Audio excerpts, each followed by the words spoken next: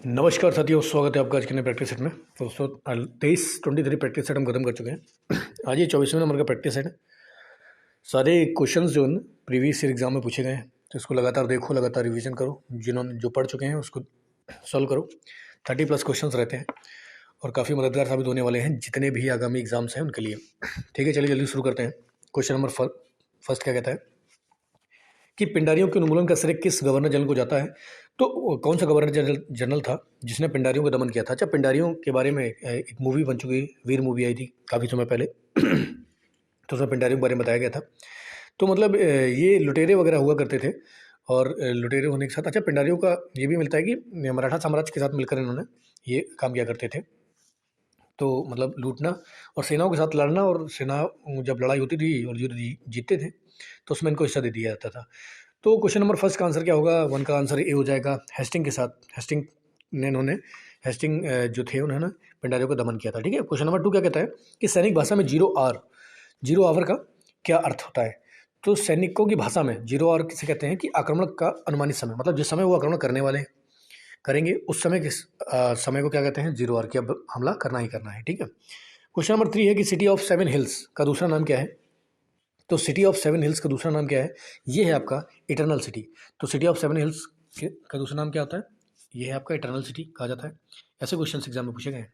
Question number 4 क्या कहता है कि भारतीय संविधान में किस संशोधन के द्वारा नागरिकों के मौलिक कर्तव्य को सम्मिलित किया गया है। तो किस संविधान संशोधन के द्वारा किया गया है सम्मिलित? तो ये हो जाएगा आपका 42वां संविधान संशोधन। 4 का 20 राइट आंसर हो जाएगा। अच्छा, जल्दी से बताना कमेंट करके कि इस समय प्रेजेंट में कितने मौलिक कर्तव्य हैं और मौलिक कर्तव्य हमने किस देश से लिया है। तो काफ़ी इंपॉर्टेंट पॉइंट है, मौलिक कर्तव्य से एग्जाम में बहुत सारे क्वेश्चन पूछे जाते हैं। अगला क्वेश्चन नंबर 5 कि निम्नलिखित में से कौन सा एक आर्ची पेलेगो नहीं है। आर्ची पेलेगो नहीं है मतलब द्वीपों के बारे में ये पूछ रहे हैं कि फाइव का राइट आंसर क्या हो जाएगा? ये मतलब बहुत सारे द्वीपों से मिलकर जो देश बना होता है या क्षेत्र बना होता है उसे आर्कीपेलागो कहते हैं। तो यहाँ पर क्या है आपका 5 का ए इज द राइट आंसर हो जाएगा। श्रीलंका द्वीपीय आइलैंड है। ठीक है, लेकिन ये स्मॉल जो आपके द्वीप हैं उनसे मिलकर नहीं बना हुआ है। बाकी मालदीव वगैरह हो गया, बहुत छोटे छोटे द्वीपों से मिलकर बना है। लक्षद्वीप हो या अंडमान निकोबार हो। आगे बात करते हैं क्वेश्चन नंबर 6 के निम्नलिखित में से शरीर के किस अवयव को दूसरे के शरीर में बिना किसी त्याग अथवा प्रक्रिया की संभावना के प्रत्यारोपित किया जा सकता है। तो बिना किसी त्याग के कौन सी ऐसी चीज़ होती है जिसे इंसान के शरीर में प्रत्यारोपित किया जा सकता है? तो 6 का D is the right answer हो जाएगा, कॉर्निया। ठीक है, किसको किया जा सकता है? कॉर्निया के लिए कोई त्याग की जरूरत नहीं पड़ती है, बाकायदा लेजर सर्जरी के द्वारा इसको किया जा सकता है। ठीक है, आगे बात करते हैं क्वेश्चन नंबर 7 कि निम्नलिखित प्रदेशों में से कौन सा प्रदेश अपनी चाय की आवश्यकता के लिए पूर्णतः अन्य प्रदेशों पर निर्भर रहता है। तो इनमें से कौन सा राज्य है जो चाय के लिए पूर्णतः दूसरे राज्यों पर निर्भर रहता है? तो 7 का 20 राइट आंसर हो जाएगा, आंध्र प्रदेश। बाकी केरल, कर्नाटक, तमिलनाडु में तो चाय की मात्रा चाय होती है, बाकी आंध्र प्रदेश में नहीं होती। तो ये पूरी तरीके से अन्य राज्यों पर निर्भर रहता है। आगे बात करते हैं क्वेश्चन नंबर 8 कि निम्नलिखित में से किसने आणविक सिद्धांत प्रतिपादन किया था। तो आणविक सिद्धांत का प्रतिपादन किसने किया था? ये थे जॉन डाल्टन। ध्यान रखना इसको, किसने किया था? जॉन डाल्टन ने किया था। 8 का D is the right answer हो जाएगा। क्वेश्चन नंबर 9 है कि निम्नलिखित में से किसका मिलान सही नहीं है। तो पंडित रविशंकर के बारे में बोल रहे हैं, इसके सितार वादक है। एम एफ हुसैन तबला वादक हैं। आर के नारायण जो है उपन्यासकार हैं। या कैफी आजमी जो है कवि हैं। तो ध्यान रखना है इसमें कि एम एफ हुसैन जो है ये आपके तबला वादक नहीं है, ये पेंटर हैं, बहुत प्रसिद्ध क्या है? पेंटर है एम एफ हुसैन। तो 9 का 20 राइट आंसर हो जाएगा। ठीक है, इसको ध्यान रखेंगे। आगे देखते हैं क्वेश्चन नंबर 10 क्या कह रहा है। तो क्वेश्चन नंबर 10 कह रहा है कि रामायण दर्शनम के लेखक कौन है। तो रामायण दर्शनम जो पुस्तक है इसको लेखक कौन है? तो इसको लिखने वाले कौन थे? जल्दी से बताओ कमेंट करके। ये थे आपके केवी पुटप्पा। कौन थे? केवी पुटप्पा साहब थे रामायण दर्शनम के लेखक। ठीक, तो केवी पुटप्पा साहब। 10 का सी इज द राइट आंसर हो जाएगा। काफ़ी इंपॉर्टेंट है ये पॉइंट। तो 10 का सी इज द राइट आंसर हो जाएगा। अगला है क्वेश्चन नंबर 11 की एक सामान्य प्राण की प्रतिदिन भोजन कैलोरियों की आवश्यकता में कार्बोहाइड्रेट का प्रतिशत कितना होता है। मतलब एक सामान्य जो आपका हष्टपुष्ट पर्सन होता है उसकी प्रतिदिन में कार्बोहाइड्रेट कितना चाहिए होता है लगभग। तो आपका ये हो जाएगा 48%। कितना चाहिए होता है? लगभग 48% चाहिए होता है। तो इसको ध्यान रखेंगे। अगला क्वेश्चन नंबर 12 कि निम्नलिखित शास्त्रीय नृत्य शैलियों में से किसका उद्भव आंध्र प्रदेश में हुआ था। तो आंध्र प्रदेश में सबको पता ही होगा, आंध्र प्रदेश में किसका उद्भव हुआ था? कुचिपुड़ी का। तो कुचिपुड़ी का कहाँ हुआ था? आंध्र प्रदेश में उद्भव। 12 का सी इज द राइट आंसर हो जाएगा। क्वेश्चन नंबर 13 है कि भारत के निम्नलिखित नगरों में से कौन सा वायुयान उद्योग का एक महत्वपूर्ण केंद्र है। तो वायुयान जो उद्योग है उनका एक महत्वपूर्ण केंद्र कौन है? बेंगलोर, चेन्नई, हैदराबाद, नागपुर। तो 13 का ए इज द राइट आंसर हो जाएगा। जितना भी जो टेक है, टेक संबंधित है, वो सारे काम कहाँ होते हैं? बेंगलोर में ही होते हैं। तो 13 का ए इज द राइट आंसर हो जाएगा। अगला क्वेश्चन नंबर 14 की संयुक्त राष्ट्र संघ की पहली महिला अध्यक्ष कौन थी? तो संयुक्त राष्ट्र संघ की पहली महिला अध्यक्ष कौन थी? तो ये थी आपकी विजय लक्ष्मी पंडित। तो इसका ध्यान रखेंगे, काफ़ी इंपॉर्टेंट पॉइंट है, एग्जाम में बार बार पूछा जाता है। अगला क्वेश्चन है क्वेश्चन नंबर 15, तेजड़िया तथा मंदड़िया शब्द किससे संबंधित है? तो तेजड़िया मंदड़िया बहुत बार एग्जाम में आया ये क्वेश्चन। ये किससे? स्टॉक मार्केट से, ठीक है।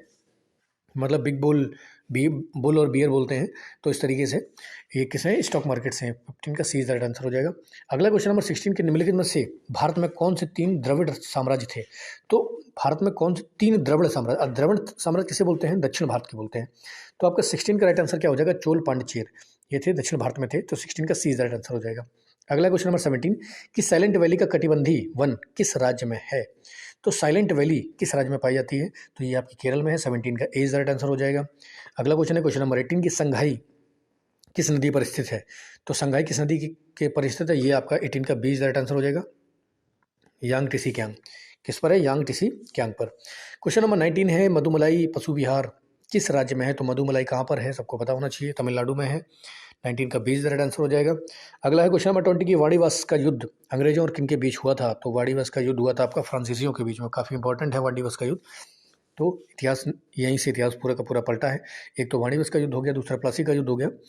इसने बहुत ज़्यादा इम्पैक्ट डाला था भारतीय जितनी भी सामरिक शक्ति के ऊपर। क्वेश्चन नंबर 21 की बात करते हैं हम। क्वेश्चन नंबर 21 कहाँ है?